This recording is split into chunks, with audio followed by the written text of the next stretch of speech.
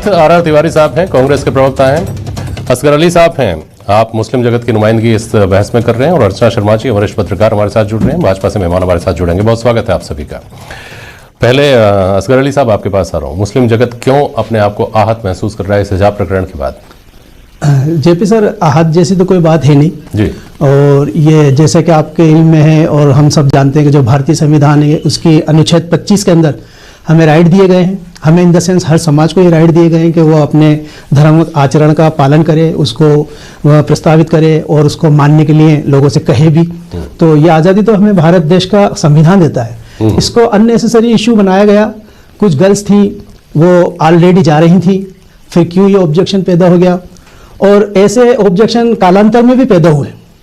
1957 का भी फैसला कोर्ट का मौजूद है, माननीय सुप्रीम कोर्ट का फैसला 1963 का भी मौजूद है। क्या है, क्या 1916, हाँ नहीं, उन्होंने फैसले में यही कहा कि धार्मिक जो चिन्ह हैं, जैसे कि हमारे सिख भाई पगड़ी पहनते हैं, कृपाण रखते हैं, उनको उसकी पूरी तरह आज़ादी है। इसी तरह मुस्लिम वुमेन्स हैं जो हिजाब रखना चाहें, बियर्ड रखना चाहें, वो जेंट्स, उनको भी उसकी आज़ादी होती है। इसी तरह कोई हिंदू धर्म का कोई प्रतीक चिन्ह है या अपन के धागा बांधना है हाथ में, जो गर्ल्स लेफ्ट में बांधती है, बॉयज सीधे हाथ में बांधते हैं, तो सबकी इजाज़त भारतीय संविधान हमें देता है। अच्छा। इसके अलावा एक पिटीशन दाखिल की गई थी 16 के अंदर, वो हिजाब को लेकर एग्जाम टाइम में दाखिल की गई थी कि एग्जाम के समय में ये संभावना हो सकती है कि हो सकता है कि चीट हो जाए। हाँ। इसमें कुछ छुपा लिया जाए। तो उसमें भी ऐसी कोई बात नहीं थी, लेकिन उसमें कुछ लड़कियों ने आपत्ति की और उसके औपचारिकता के तौर पर माननीय हाईकोर्ट ने, बॉम्बे हाईकोर्ट ने ये फैसला दिया उस वक्त कि लड़कियों को, गर्ल्स को हिजाब पहनने की इजाज़त है, वो जा सकती हैं, लेकिन इस शर्त के साथ कि वो 1 घंटे पहले जाएंगी ताकि उनकी जांच अच्छे से हो सके। लेकिन वहां पर भी उन धार्मिक चिन्हों को नहीं छेड़ा गया। ठीक। अर्चना शर्मा जी, आपने असगर अली साहब को सुना होगा अभी? हाँ बिल्कुल, आपकी आवाज आ रही है। असगर अली साहब को आपने सुना होगा। असगर अली साहब ने भावनात्मक पहलू अपनी जगह, इन्होंने संविधान का हवाला दिया कि संविधान हमको ये आज़ादी देता है, हमको ये अधिकार देता है कि हम अपनी जो धार्मिक परंपराएं हैं उसके अनुरूप जी सकें। किसी और को उसमें दखल करने का हक क्या है? अर्चना जी, वो संक्षेप में आप बोलिएगा, फिर मैं असगर अली साहब के पास वापस जाऊंगा। अच्छा, असगर अली साहब, आपने जो सवाल उठाया, संविधान का सवाल आपने उठाया, धार्मिक आज़ादी, तो संविधान तो जो सबसे पहली बात हम सुनते हैं ना, वो सुनते हैं कि समानता का अधिकार देता है। जब आप अपनी धार्मिक आज़ादी को एंजॉय कर रहे होंगे, सार्वजनिक जीवन में अगर करना चाहेंगे, तो आपकी बगल में खड़ा हुआ व्यक्ति समानता के अधिकार को कैसे एंजॉय कर रहा होगा? नहीं सर, हाँ, एक चीज आप इक्वलिटी के साथ साथ अधिकार, मौलिक अधिकार भी है। हाँ, बिल्कुल।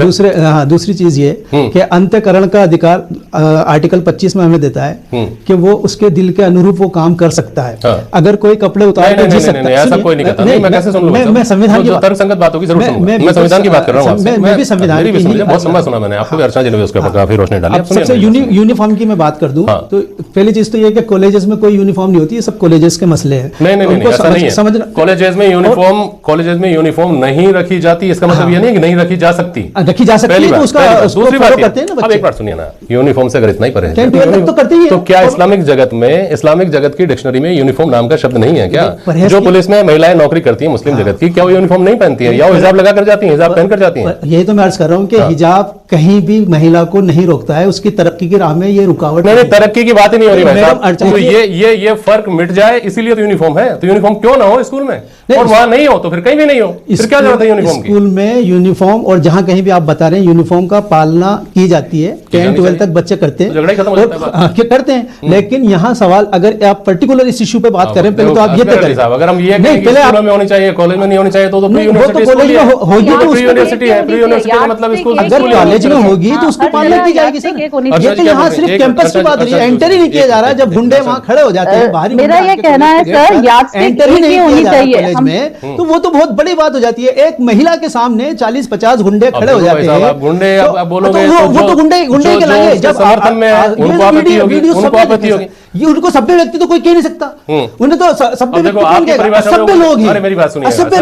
लोग कैसे हैं, दे रहे, पढ़ने तो बहुत उनका तर्क भी सामने आना चाहिए, भले उनका कोई प्रतिनिधि यहाँ नहीं हो, लेकिन उनका तर्क यह है कि 100 आदमी एक तरफ खड़े हैं, एक लड़की, एक छोटी बच्ची उनके सामने खड़ी हुई है, किसी ने उसको छूने की भी कोशिश नहीं की। कैसे करने की कोशिश की? आपने वीडियो नहीं देखे, उसको घेरने की कोशिश की। अच्छा, एक तो बुज़दिली की बात है, सैकड़ों लड़कों को किसने रोक लिया? इतनी बुज़दिली की बात है, अरे इतनी बुज़दिली की कौन बात सी है, एजेंसी थी, कौन सी पुलिस थी, किसने रोक लिया उनको? इतनी बुज़दिली की उन बात लड़कों है को कि रोका, वो उनकी मर्यादा एक लड़की एक उन नारी लड़कों के को सामने, उनकी मर्यादा एक मर्यादा नारी ने के रोका। सामने असगर अली अपनी साहब, ये बात मर्दानगी आपको दिखा माननी रहे हैं, पड़ेगी। वहां पर सुनिए, नारे लगा रहे सुनिए, हैं, सुनिए। वहां अंदर सबकी घुसने बात नहीं है। दे रहे हैं। सुनिए मेरी ये बात। तो बुज़दिली की बात है इसका उनकी। समय कम है, कौन बुज़दिल था? ये क्या क्या बच्चों को यूनिफॉर्म में स्कूल में कॉलेज में जाना चाहिए, नहीं जाना चाहिए, स्कूल उसमें में ऐतराज बच्चे क्या जाते है? हैं, कॉलेज उसमें में ऐतराज क्या यूनिफॉर्म है? नहीं है। उसमें ऐतराज क्या है? जब कॉलेज आप में इसमें कहते हैं ना ये यूनिफॉर्म नहीं है, भेड़िए आ स्कूल में गए, बच्चे जाते ये हैं। गुंडे आ गए, तब इसमें राजनीति आती है। एक चीज फिर बताओ। फिर एक तबका ये कहता है कि हाँ वाकई ऐसे ही थे, दूसरा कहता है कि नहीं ऐसे नहीं थे, आप गलत बोल आपकी रहे इस हैं। बात से मैं सहमत तो, हूं कि कुछ लोगों के पीछे कुछ बड़े लोग हैं।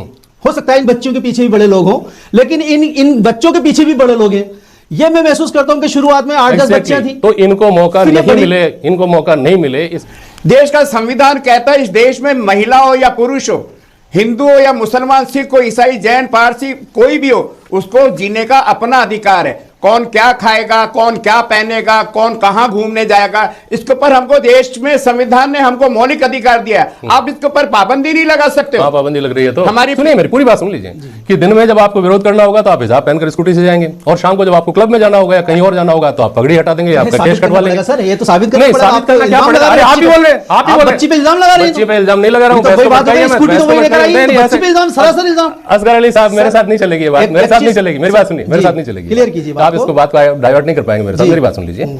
भले ही वो क्लब में जाती है नहीं जाती है, मेरा उस बच्ची के बारे में तो बात ही नहीं है ना। पहली क्या मुस्लिम जगत इस अवसर को खो नहीं देता है कि आज जब उस बच्ची के पक्ष में ट्वीट हो रहे थे तो उसमें अगर 10 मुसलमानों के ट्वीट थे तो मैं कहता हूं दावे के साथ कि 10 से ज्यादा उदारवादी हिंदुओं के ट्वीट थे। क्या मुसलमान ऐसे मौके को जब नजदीक आया जा सकता है उसको खोकर उल्टा दूरियां पाटने जैसी गलतियां नहीं कर देता है क्या मुस्लिम समाज? आप जी सर, जहां तक मुझे लगता है ये समुदाय भी ना 2 पार्ट्स में डिवाइडेड है।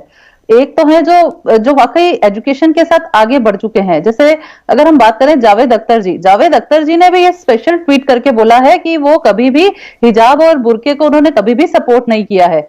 और अगर वो भी सामने आ रहे हैं, और भी कितने लोगों कम्युनिटी ने इस मामले में ये चीज बोली है। और आज हम लोग खुद बॉलीवुड में देखें, आज जितने भी यानी मुस्लिम एक्टर्स हैं उनमें से कितनी फैमिलीज हैं, कितने लोग हिजाब में जी रहे हैं।